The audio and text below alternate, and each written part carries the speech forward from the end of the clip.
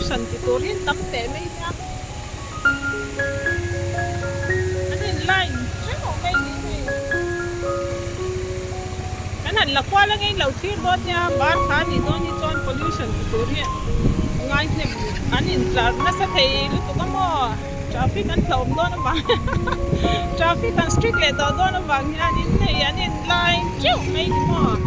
thì về đuôi lâu ở con thì anh không tàu đi không phải gì cho anh mò pollution hi poi mo ni traffic rules te hi zom that ngai ta mo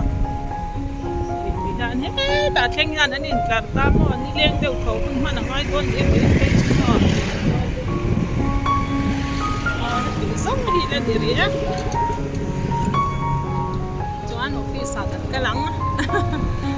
en chui mi qua wa khóc đấy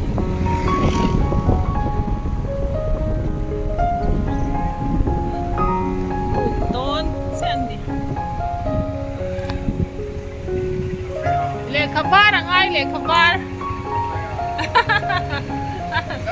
Ate bye bye oh ilaw en don nha oh bye bye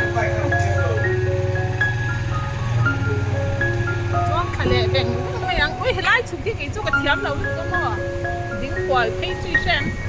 kan lan wang phei kan hon mi kan an ding phei noi berang ei ta don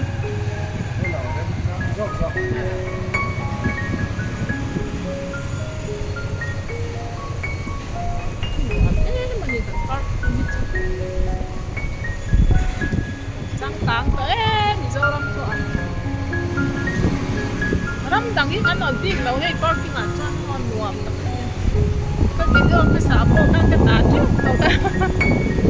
lâu em sẽ rồi nhá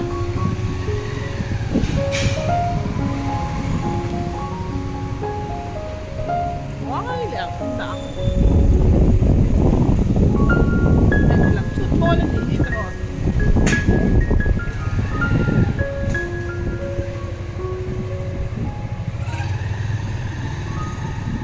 nói chú cái chụp thập bể chín nó có thôn luôn đấy,